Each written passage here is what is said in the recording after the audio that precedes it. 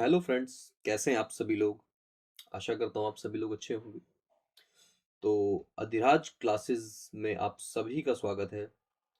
तो जैसा कि आप सभी लोग जानते हैं, केवीएस की वैकेंसी बम्पर वैकेंसी जो है वो आ चुकी हैं। और इन बम्पर वैकेंसियों के लिए जो इस बार केवीएस ने किया है, अपना सिलेबस कर दिया है पूरा का पूरा चेंज। और जो सिलेबस चेंज हुआ है, तो अब न्यू सिलेबस के हिसाब से बहुत ज़्यादा कन्फ्यूजन चल रहा है कि भाई हमें पढ़ना क्या है और कैसे पढ़ना है और किन चीज़ों के लिए पढ़ना है और कौन-कौन से ऐसे टॉपिक्स हैं जिनको हमें स्पेशली ध्यान देना है। तो केवीएस ने इस बार बहुत ज़्यादा चीज़ों को स्पेसिफिक कर दिया है और सारी चीज़ें आपके लिए एकदम क्लियर कट रख दी हैं कि आपको किन-किन चीज़ों पर, किन-किन पॉइंट्स को, किन-किन टॉपिक्स को आपको पढ़ना है। तो आज हम आप सभी के लिए इस न्यू सिलेबस के बेस पर अधिराज क्लासेस की पूरी टीम आप सभी लोगों के साथ है। और ये पूरी की पूरी जो वैकेंसी है, इसकी पूरी तैयारी कराने की हम लोग पूरी कोशिश करेंगे ताकि आप लोगों का सिलेक्शन 100% हो पाए। तो आज हम जो टॉपिक लेने आ रहे हैं, आप देख सकते हैं, ये आपका जो डायरेक्ट रिक्रूटमेंट का न्यू सिलेबस है, उसके अंदर आज हम डिस्कशन करेंगे developing school and community as a learning resource. तो चलिए फटाफट से इसको स्टार्ट करते हैं। और मैं हूं आज आपके साथ जुहान। तो चलिए जानते हैं इसके बारे में। सबसे पहले बात करते हैं हम developing school and community as a learning resource जो इन्होंने दिया है। तो भाई रिसोर्सेज होते क्या हैं? जैसा कि आप सभी लोग जानते हैं, टीचिंग लर्निंग मटेरियल होते हैं, टीचिंग लर्निंग रिसोर्सेज होते हैं। भाई रिसोर्सेज हम सीधे से कहें, ऐसी चीजें जो वाइटल रोल प्ले करती हैं टीचिंग लर्निंग प्रोसेस के अंदर, जो शिक्षा अधिगम प्रक्रिया के अंदर जो संसाधन जो भी हम इस्तेमाल करते हैं वो महत्वपूर्ण भूमिका निभाते हैं। अब ये संसाधन क्या चीज़ हैं और क्या-क्या चीज़ें इनके अंदर आ जाती हैं। तो संसाधन की बात हम करें कि भई आपने कोई भी कंसेप्ट जो लिया है, उस कंसेप्ट को क्लियर करने के लिए, बच्चों के लिए उसकी समझ को बेहतर बनाने के लिए, जो भी करिकुलम में आपके दिया गया है, उसको कंप्लीट करने के लिए आप कौन-कौन से मेथड्स फॉलो करते हैं, कौन-कौन सी टेक्निक्स फॉलो करते हैं और टेक्निक के साथ-साथ आप क्या टीएलएम यूज़ करते हैं, ये सारी चीज़ें हमारी रिसोर्सेज़ के अंदर आ जाती हैं। अब रिसोर्स जो पूरा करने के लिए, इस कंसेप्ट क्लियर करने के लिए जो रिसोर्स हो सकता है, वो कोई डिवाइस हो सकती है, ठीक है? कोई भी ऐसा उपकरण हो सकता है जो कि आप टीचिंग लर्निंग के लिए आप यूज़ कर रहे हैं। कोई उसके अंदर कोई मेथड आ जाएँगे उपकरण के अंदर ही कि भई कौन-कौन से आप मेथड जो हैं वो इस्तेमाल कर रहे हैं, अपने टॉपिक के कंसेप्ट को क्लियर, अपनी संकल्पना को पूरा बच्चों को समझ में आने के लिए। क्योंकि देखिए अब जैसे-जैसे बढ़ रहा है, क्योंकि अभी हमारा नेशनल एजुकेशन पॉलिसी एनईपी जो 2020 आई है, इसके ऊपर भी बहुत ज़्यादा काम शुरू हो चुका है। और केवीएस के अंदर आप आ रहे हैं तो आपको ये सब चीज़ें मालूम होनी बहुत ज़्यादा ज़रूरी है, क्योंकि एनईपी से रिलेटेड बहुत सारी चीज़ें हैं जो अभी भी केवीएस के अंदर इम्प्लीमेंट हो चुकी हैं, जिससे हम लोगों को रोज़ नई-नई चीज़ों से रूबरू होना पड़ता है। और अगर आप ये सब चीज़ें नहीं जानेंगे तो केवीएस के अंदर आपके लिए सर्वाइव करना बहुत ज़्यादा मुश्किल हो जाएगा। तो आगे देखते हैं इन्होंने और क्या कहा हमसे। इन्होंने कहा कि भई कंसेप्ट को क्लियर करने के लिए ऐसी कोई भी मशीन, अब भाई मशीनरी में क्या आ जाती है? मशीन में आ जाएगी आप लोगों की कौन-सी आप टेक्नीक यूज़ कर रहे हैं। किस टेक्नीक को आप इस्तेमाल कर रहे हैं अपने कंसेप्ट तक पहुँचने के लिए, उसको बच्चों को क्लियर करने के लिए। और ऑब्जेक्ट कोई भी ऐसी वस्तु जिसके अंदर कोई भी फिजिकल ऑब्जेक्ट जो आप यूज कर रहे हैं, वो सारी चीजें जो आ जाएंगी आपकी इन ऑब्जेक्ट्स के अंदर आ जाएंगी। तो बेसिकली देखा जाए तो रिसोर्सेज को हम तीन कैटेगरी के अंदर बांट सकते हैं: any device, machine and object, जो कि हमारे कंसेप्ट को एकदम से हमें क्लियर कर दे, हमारे जो बच्चे जो पढ़ रहे हैं, जिनके लिए हम हैं, उनको वो चीज पूरी की पूरी समझ में आ जाए। अब बात आती है यहाँ पर, तो क्वेश्चन यहाँ पर जो शिफ्ट हो चुका है कि भाई पहले समय में क्या था और अब क्या है। So the question has shifted from does teaching learning resources enhance learning to how and in what context can teaching learning resources be used to enhance learning. भाई अभी तक ये था, भाई हम टीएलएम यूज किया, क्लास में लेकर गए और बच्चों को पढ़ाना शुरू किया और अपना जो टॉपिक है उसको खत्म करके हम लोग आ गए।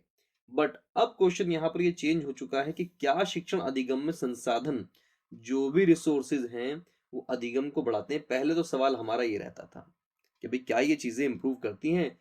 अब इसको चेंज किससे कर दिया है? क्वेश्चन यहाँ पर यह है भाई कैसे आप इन संसाधनों को इस्तेमाल करेंगे और किन संदर्भों में सीखने सिखाने के संसाधनों का उपयोग सीखने को बढ़ाने के लिए किया जा सकता है, आप कैसे कर सकते हैं। तो यहाँ पर शिफ्ट हो चुका है भाई हाउ पर। पहले क्या था कि भाई क्या करता है, अब यहाँ पर शिफ्ट हो चुका है हाउ पर। अब यहाँ पर जो ज़्यादा से ज़्यादा एम्फेसिस दिया जा रहा है स्कूलों के अंदर, केवीएस के अंदर, अब जो चल रही है टॉय बेस्ड लर्निंग।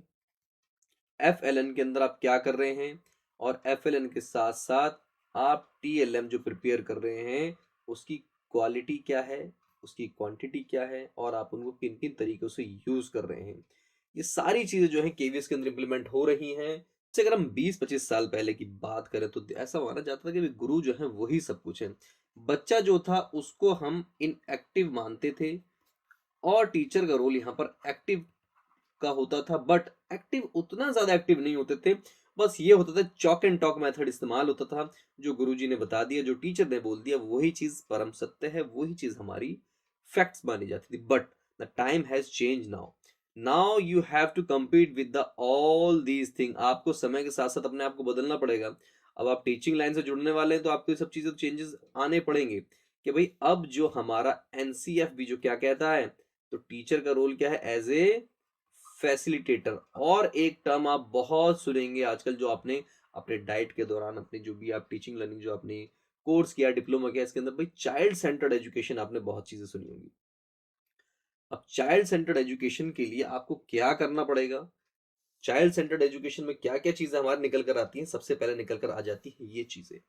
तो according to present concept the learner should be in the active role and the teacher must be in the role of facilitator. यहाँ से क्वेश्चन आपका एनसीएफ 2005 से कई बार एग्जाम में पूछा जा चुका है। कभी एनसीएफ 2005 के अकॉर्डिंग जो है टीचर का रोल क्या है, तो टीचर जो है सुविधा प्रदाता है। सुविधा प्रदाता की भूमिका में रहता है, जो ऐसा एनवायरमेंट क्रिएट करता है। यहाँ पे आप देख सकते हैं, यहाँ ये मैम जो है इन बच्चों के साथ में नाच रही है, उनको जो जो भी करा रही है एक्टिविटी बच्चों के साथ में आपको करना पड़ेगा। और चाहे आप एमसीडी की बात करें या डीओए की बात करें, यहाँ शायद चीजें इतनी ना हो, बट केवीएस के अंदर अगर आप आना चाह रहे हैं तो you have to be fit and fine and mentally prepare कि आपको ये सब चीजें तो करनी पड़ेंगी।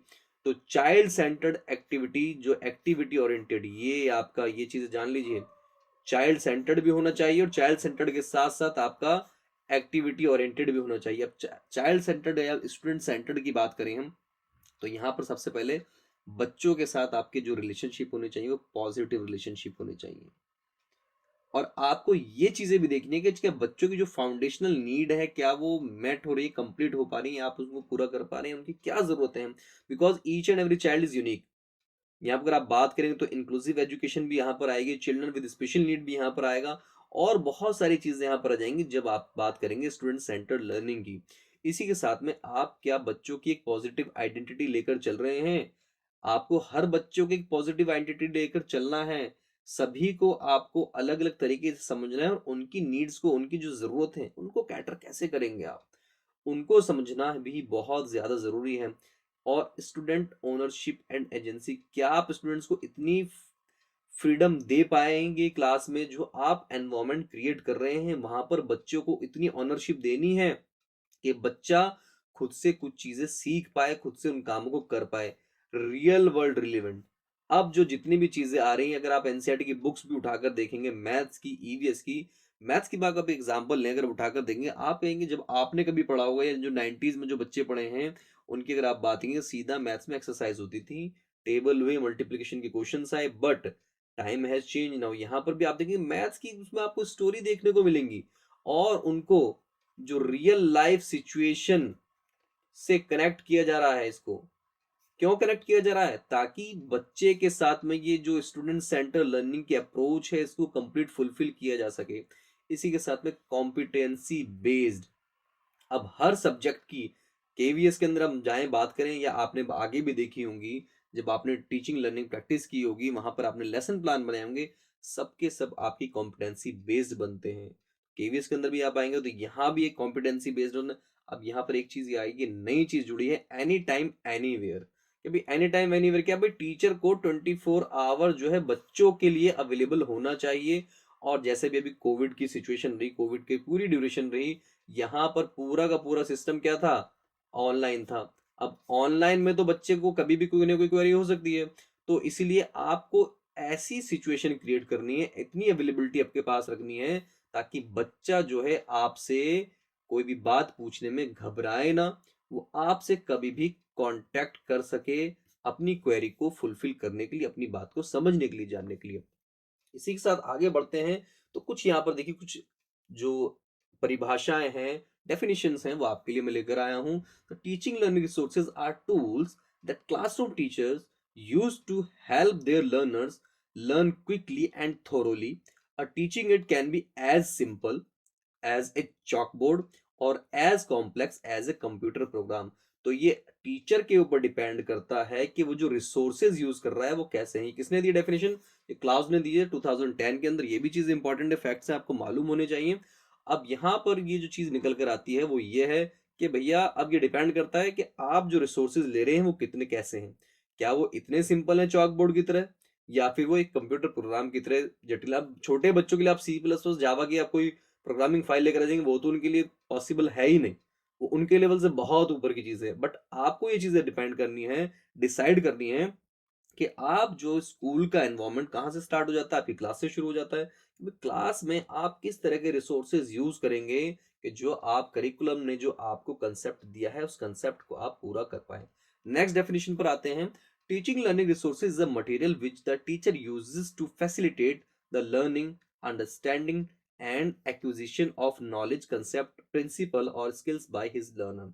अब जो टीचिंग लर्निंग रिसोर्स है, तमैक्ले अमेदा एंड एतर ने 2005 में दी है, और इन्होंने कहा है भाई, शिक्षण अधिगम संसाधन एक ऐसी सामग्री है जिसका उपयोग शिक्षक अपने शिक्षार्थियों द्वारा सीखने, समझने और ज्ञान अवधारणा, सिद्धांतों या कौशल के अधिग्रहण की सुविधा के लिए करता है।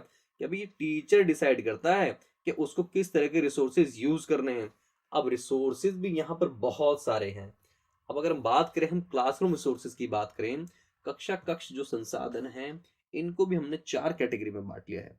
सबसे पहले बात करते हैं हम सिंपल रिसोर्सेज क्या हैं? भाई सिंपल रिसोर्सेज अगर हम सीधी-सी बात करें, ऐसे ऑब्जेक्ट, ऐसी चीज़ें जो कि आप फिज़िकली बच्चों को प्रेज़ेंट करके दिखा सकते हैं। फॉर एग्ज़ाम्पल जैसे आपकी क्लास में डेस्क है, चार्ट पेपर है, चॉक बोर्ड है, ठीक है?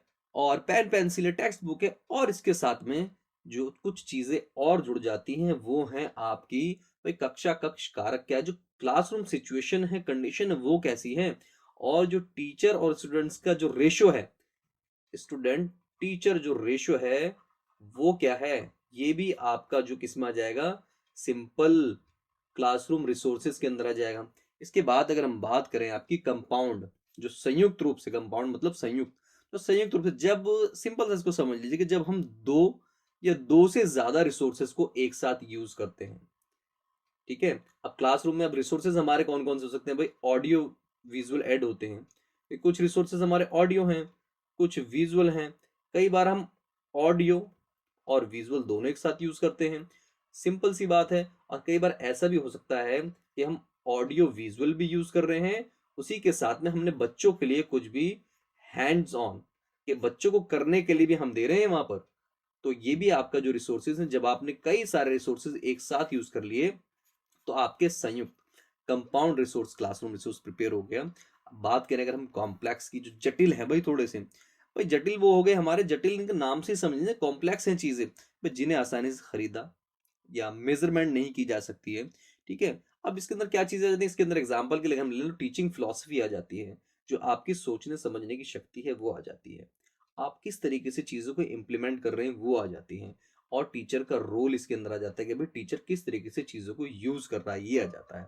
अब बात करें अगर हम एब्स्ट्रैक्ट की, एब्स्ट्रैक्ट भाई ऐसी चीज है, दो चीजें समझ लीजिए, एक तो आता है आपका मूर्त, और एक हो जाता है आपका अमूर्त। मूर्त आपकी फिजिकली वो चीजें जिनको आप टच करके, फील करके देख सकते हैं, समझ सकते हैं, आंखों से देख सकते हैं। अमूर्त जो कि आप देख नहीं सकते, ठीक है। इनका सबसे पहली बात, इनका मेजरमेंट मुश्किल होता है। इसके अंदर ज्यादातर आपकी जो चीजें आ जाती हैं, रिलेशनशिप आ जाती हैं कि भाई स्टूडेंट और टीचर का रिलेशन कैसा है,